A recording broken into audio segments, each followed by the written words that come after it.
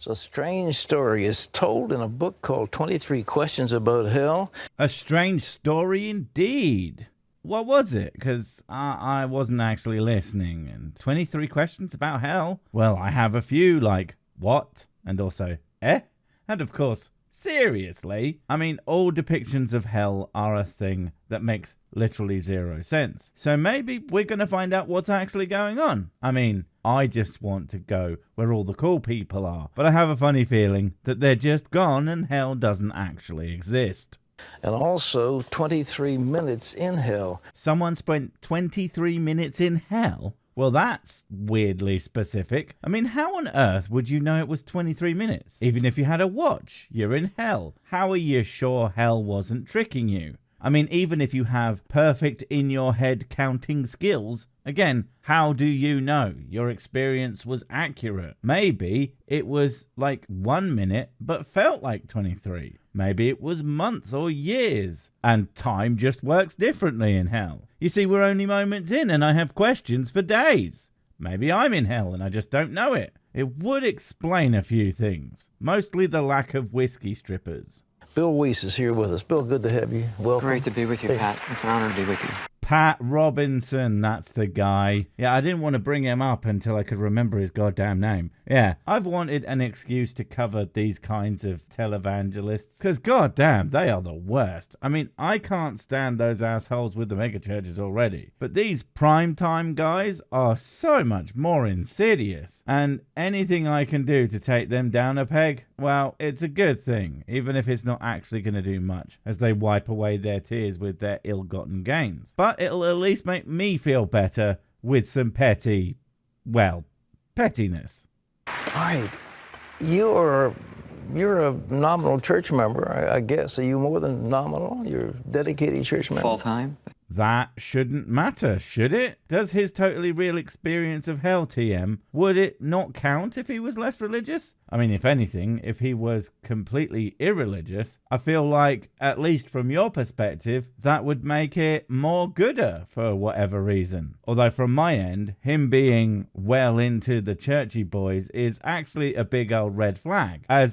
Well, let me put it this way. If I spend a lot of time playing any particular video game, I start dreaming about it eventually. And a lot of those dreams are like inside the world. And I feel if I'd been thinking about hell a lot, well, the same thing might happen. I mean, that's not to say that his experience of hell was a dream or anything. Maybe he fucking drove there. But if it's not something pretty spectacular as to how he got there, and more importantly, demonstrable, I'm going to assume, yeah, you were dreaming it, mate. 41 years I've been involved in church and ministry. But before this thing happened to you, though. 41 years. God, I can't imagine doing anything for 41 years. Also, does that mean he hasn't always been in it? Or is the 41 years like from being a baby? Because seriously, that really shouldn't count. A baby is as much a Christian as they are a fan of a particular sports team. They're mostly just interested in the lights, sounds, and movements. I'm not sure they actually care who just did a goal or why. You were asleep. Yes. God damn it, I knew it. Seriously, it would be one thing if this happened while he was out and about, or even if, say, he went to the park and nodded off on the grass. But he was asleep. He knew he was asleep, presumably in his bed, in his house, where I imagine he's been doing a lot of the thinking about the Hellboys. How could someone not simply assume, you know what, maybe that experience was a fucking dream? Well, you know, unless they really, really, really want to sell a book. Oh, right. We went to a prayer meeting, came home like any other normal night. Wait. You go to prayer meetings every night? What, have you not figured that shit out yet? Man, you guys must suck at this whole religion thing. Me, I could pray standing on my head with a trombone sticking out my ass. And you know what? It would be just as effective as even your best prayer guy. In fact, I'll bet it will be as effective, me on my own, doing my awesome super prayer, as every cheesebean on earth. I mean, to be fair, that's because it doesn't do dick, but I would still count it as a win.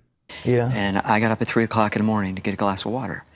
I've only just realized just how far out of sync this video is. Now, to be fair, that's not necessarily the people who made this or even the one who uploaded its fault. But you would think that if God did the real and the all powder boys, he could lend a hand and make sure the shit that's praising his big dong worked properly. Yeah. And I got up at 3 o'clock in the morning to get a glass of water. Damn, look at me being more powerful and effective than God. I do have the advantage of existing, I guess. That is pretty unfair. And suddenly I was pulled out of my body, like being sucked out of your body. Wait, you got sucked? Presumably by Satan. Ugh, damn it. Whenever he comes to my house, all he does is raid my fridge and criticize my decor. But yeah, to the previous point, you knew it was 3. Exactly 3. Are you sure about that? I mean, let's take a moment and think about this. Hell is supposed to be bad, right? The worst. So traumatic, you'll never be the same again. And yet you knew exactly what time you went in, or thereabouts. So either it's not that bad, or you just, I don't know, are a glutton for punishment. Well, I don't think hell is hell for people who would enjoy hell, is it? And I found myself falling through the air, and I landed in this actual prison cell in hell. Wow, that recreation of his very real experiences kind of fucked up there, Pat. I mean, god damn it, the guy just went through literally the worst thing imaginable times 10, according to pretty much all of you types of guys, and you just casually recreate it like it's nothing. That's cold, man. You're acting like it wasn't even a big deal, like it's just a story or something. Huh.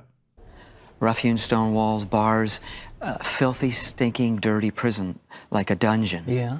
Okay, that's mighty unimpressive. I mean, it sounds like the worst possible fate that could be thought up by a repressed middle-aged man in a suit who has basically no imagination. I mean, if I were the entity put in charge of causing humans to suffer forever, I would be far more creative than doing things humans already do to each other. You gotta step up your game, man. The room should be made of spikes, with spikes on those spikes. All of them covered with Carolina Reaper hot sauce, with the smell of every teenage boy's disgusting bedroom all concentrated within your nostrils. I don't know, that's just off the top of my head, and it's way worse than his pansy ass shit. And I bet you lot in the comments could come up with way worse shit than that given some time. Now, this was an out-of-body experience. This was a vision, okay? Some might even call it a dream, like a hallucination of a thing happening that wasn't actually real and was 100% happening in my head. But that's not very interesting and will sell exactly 0 books, so I have decided to pretend it was actually real because I got fucking kids to feed, man. And you have your 5th or 6th summer house or private jet to buy from all the kickbacks you're gonna get. So again, it was definitely a fully real thing that really happened and was real.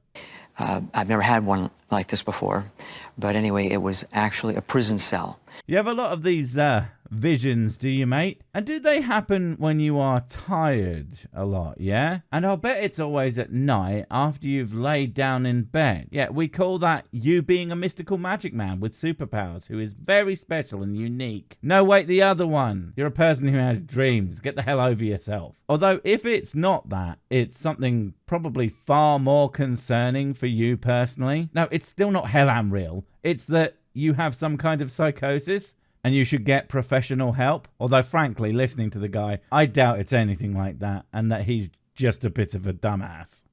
And there were these demonic creatures in this cell. What were they like? Well, what were they doing in the cell? Shouldn't that cell have been for you? They really need to sort their shit out down in hell. Having to have your human population bunk up with the demon inmates, those poor demons should not have to put up with that shit. They already live in hell. Who wants humans coming in and putting up their motivational posters and trying to talk about the latest episode of popular television show? I get the hell is supposed to be bad, but that's just cruel.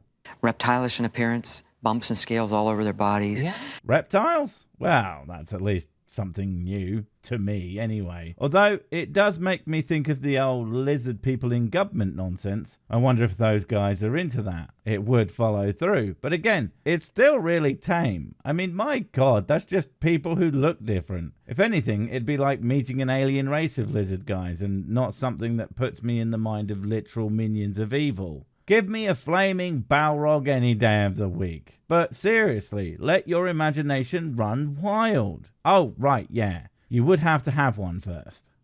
These particular two were about 12 or 13 feet tall. I mean, that's something, although that does make me wonder how big your cell was. Some kind of luxury supersized cell that's designed to accommodate giants. And there you are, enjoying all that space. Again, it really isn't fair to be putting this vermin in with the residents like that. Come on, complain to your rep or something, guys. There's even scripture for that, but... Really? I have no idea if there is, but I know for a fact that this guy definitely believes there is. Which to him means, see, it am real. It am just like me books say. And to me, it's more like, well, of course that's what you saw. You had already internalized what you thought they would look like in your head. They literally couldn't have looked otherwise. Did they look like anything that you've ever seen a picture of? Yes. Ha!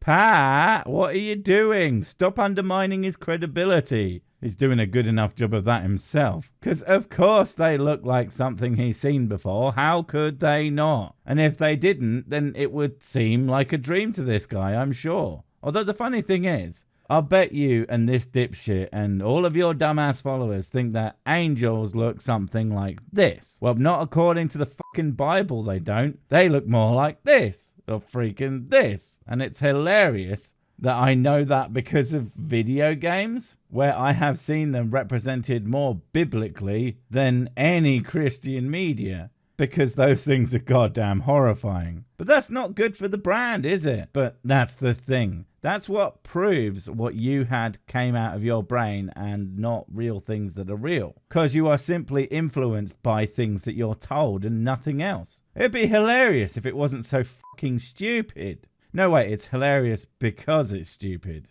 I always get those mixed up.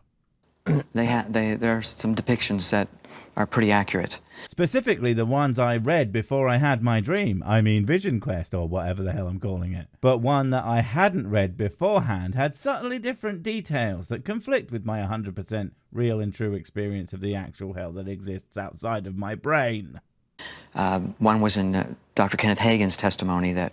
Ah, of course, testimony. A synonym for hard facts. Man, it's weird how pretty much everything I have heard as proof of these experiences is always just hard facts. And none of those useless evidence shit that the science guys are always asking for. Bunch of losers. John Osteen's church showed about a demon that he saw. John Osteen. I know that name. Wait a second. Is that the dad of Joel Osteen, yeah? One of those megachurch dickheads I was talking about earlier. God, you lot are just really incestuous, aren't you? Christ, I mean, it's no surprise. It's always weird that none of them seem to bring up that the children of Adam and Eve, where did they get their wives from? There was only one woman on earth at the time. They had to come from fucking somewhere. Dr. Kenneth Hagin. What did they do to you? Why do you sound like a creepy old man? I mean, I guess that answered my own question, but what did they do to you? You sound way too excited there, like you're hoping it was some kinky sex shit. This is why all that abstinence crap is so bad for you. It makes you want to get your kicks out of literal torture, because it's not technically sex, so it's fine. Or did they do anything? First of all, they were blaspheming and cursing God. They had an extreme hatred for God. All right. Well, that's lame. I mean, come on. The guy is a tool, but get a life, my dudes. And again, this really is something that makes it sound fake, because what would be more realistic would be they're just kind of shooting the shit, chatting about what they did at the weekend or something like that. I mean, seriously, at some point, as an immortal being, anything you do every day is going to get real old real fast. It would be far more believable if they were talking about playing Dungeons and Dragons instead. They were deformed, twisted, grotesque creatures. You're one to talk. Again, you're a humans, the worst looking things in the universe. I mean, what's with that weird tuft of hair on top of your heads? Or that you make all those weird smells and the noises. Oh, God, the thing you do with your mouth. Some think it's used to communicate with each other, but I'm pretty sure it's only ever used to demonstrate hostility. If a humans ever starts making mouth sounds at any of you, I suggest you make a hasty retreat before they attack with their fearsome gonads. And then they directed that hatred towards me. All I said was they were grotesque creatures and talked down to them like they were scum, and then they got mad at me like I'm the asshole. Can you believe it? Well, I'll tell you what, I'm never going to that place again. Anywhere that thinks I should have to treat their staff as if they have some kind of value is not the kind of restaurant I want to be eating at. How am I supposed to impress my family with my take charge attitude? Or as my therapist likes to call it, sociopathy. I wondered what have I done to them, but the one picked me up, threw me into the wall, tremendous strength. You sound very impressed. And then did he take you in his big, strong arms and hold you close to him? Wait, no, that's not what you're talking about today, is it? I'm thinking of your romance novel, 23 Ways to Get Fucked in Hell, which is again not the same as your Stoner's Guide to Hell, aka 23 Ways to Get Fucked Up in Hell. I can only assume that he's trying to reach 23 books in total, for reasons that I don't think I will ever understand. Mostly because I'm making this up. But then again, he fucking started it. Wait, before you go, I have something super important to tell you. It's life or death. It will change everything forever. Nope, wait, it's gone. Oh well, probably wasn't important. But while I have you, don't forget to comment, subscribe and notify. And if you want more of my smexy voice, check out Mrs. Six channel Spoonstaff Stories, where I narrate and voice all the videos, and she does the work. And if you want to support the channel, check out the merch store for cool t-shirts, or check out Patreon, memberships and PayPal to support directly. Finally, follow me on the medias of social to get completely pointless guff and to keep up on the latest releases. Oh, I just remembered what I was going to tell you. Whatever you do, don't touch the